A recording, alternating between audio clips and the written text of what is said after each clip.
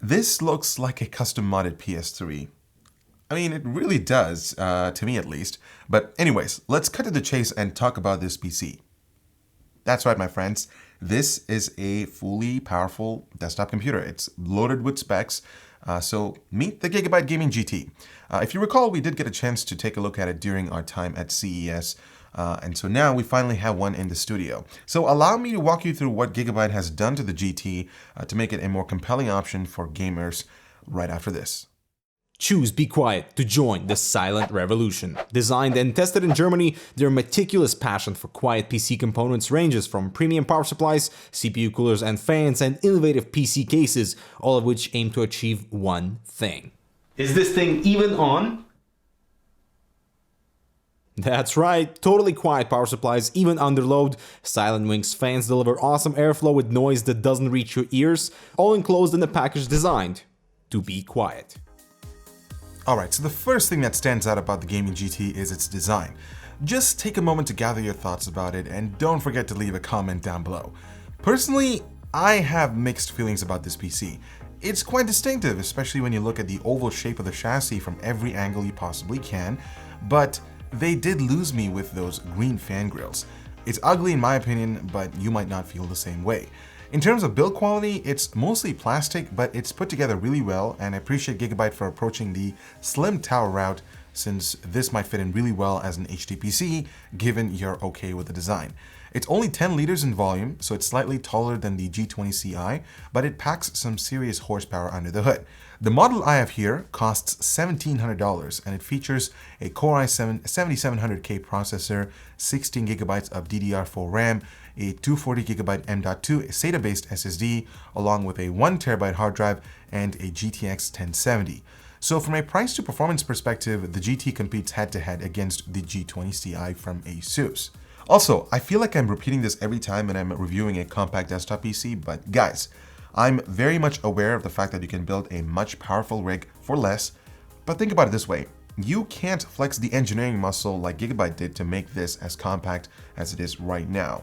So with that out of the way, let's move on. The I/O situation is actually pretty interesting on the Gaming GT. Remember, Gigabyte had to design their own custom motherboard to house the unlocked Kaby Lake processor, but at the same time, connectivity was a key concern, and they didn't want users to be left out of the whole desktop class experience. That being said, there is a hidden cover at the back that once removed exposes 3 USB 3 ports, a single USB 3.1 Type A and Type C port with support for Thunderbolt 3, HDMI 1.4B for the onboard graphics chip, and if you're wondering about display I/O, it's actually located at the bottom. In this case, the G1 GTX 1070 features 3 DisplayPort 1.4 ports, a single HDMI 2.0 port, and a dual-link DVI.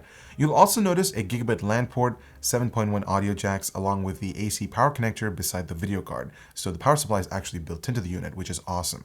Now, routing cables underneath the chassis might be a little concerning, since not every cable can bend 90 degrees. Thankfully, Gigabyte includes a handful of adapters, extensions, and cables, including this 90-degree DisplayPort adapter, and this is something I have to give Gigabyte credit for. They've not only managed to make it relatively simple to plug in cables, but also integrating a single cable cutout at the back for exiting them, in my eyes, is just awesome. The front I/O is fairly limited. You only get a pair of USB 3.0 ports, dedicated headphone and mic jacks, and a power button. Opening up the GT was pretty simple. All I had to do was unfasten these screws at the bottom and gently pull out one of the side panels, which then revealed the two 2.5-inch hard drive brackets, with one of them preoccupied, and the G1 GTX 1070 video card.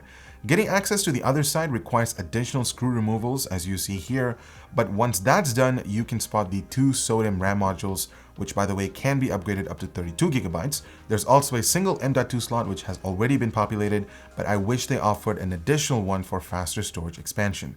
I was a little curious to see what Gigabyte's cooling strategy was for the 7700K. Remember, this is a desktop-grade processor with 4 physical cores that are hyper-threaded, and as you can see, they've directed these aluminum heat pipes towards the top of the chassis for better thermal efficiency, but we'll have to check that out in the benchmarks. So the Gaming GT is a pretty flexible machine when it comes to upgrading components like the GPU, hard drive, the processor, which I don't think you'll need to worry about for a few years. Plus, kudos to Gigabyte for not including a warranty void if removed sticker. It's 2017, so PC vendors can't compromise on RGB lighting. Gigabyte has added a ring of LEDs at the top that can be controlled via software, and it features 7 different effects, and the green fan grille mixes up the color output, and the uniformity between the colors were inconsistent. I also found something interesting while gaming with the GT. See those top louvers? Well, when the system is undergoing a stressful scenario, they lift up automatically in order to maximize airflow. I found that to be really cool, but let me know what you guys think about this implementation in the comments down below. Do note there is an option within the LED app to manually open the louvers. Apart from the weird design choice of the gaming GT, I'm pretty impressed with the specs packed under the hood. But how does that translate into performance? I did put this up against the Asus G20 Ci and the Corsair One, so let's get started. CINEBENCH R15 running the CPU test, we see that the GT scores right in between the Corsair One and the G20, while both the One and the GT feature the 7700K. The near 40-point difference between the two can be neglected due to the hardware combinations, but they're really close. Switching to OpenGL, and things start to get a little interesting. You see, the G20 sports a GTX 1080 and an i7 7700 non-K CPU with lower clock speeds compared to the unlocked brother, the 7700K, which is why it bottomed out of the chart. The GT, on the other hand, features a GTX 1070 and a 7700K, which resulted in a 10 frames per second difference between it and the Corsair One that boasts the same CPU and a 1080. Surprisingly, Premiere Pro rendered our standard 1-minute 4K H.264 video a lot faster than the Corsair One and the G20. Again, these results rely heavily upon software and hardware optimizations, and in this case, the GT takes the lead. The 240GB SSD inside the gaming GT dished out respectable read speeds compared to the G20 and the One, but I was disappointed with its write performance. The same story goes for its included 1TB hard drive. Not thoroughly impressed with both the read and write speeds, even though it's spec'd at 7200 RPM. Alright, game time. Battlefield 1 at 1440p set to Ultra averaged just over 70 frames per second. Overwatch at 1440p set to Epic dished out frame rates in the high 70s. Doom at 1440p set to Ultra using the Vulkan API competed really well against the G20, averaging just a tad over 100 frames per second. Finally, Tom Clancy's Ghost Recon Wildlands, which is a heavily demanding title, averaged around 56 frames per second. With all that hype around the automatic louvers to maximize thermal efficiency, the gaming GT ran the hottest among the three.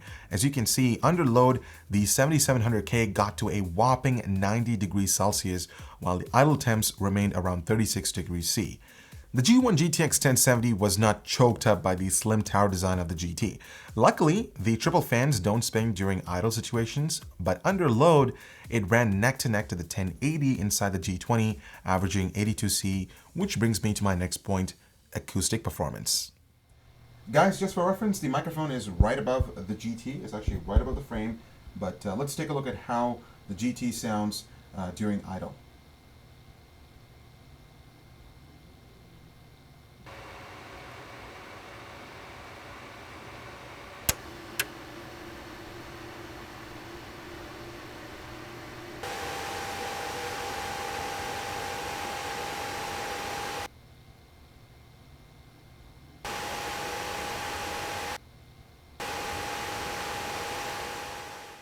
So from that sound test, it is very clear that this is not a quiet machine under load, so I would definitely recommend headphones if you're planning on using this for heavy-duty purposes like gaming or even productivity in general. So guys, in conclusion, I really have mixed feelings about the gaming GT. It's an awesome machine in terms of performance, raw performance, especially since the GTX 1070 is overclocked out of the box because it's a custom card.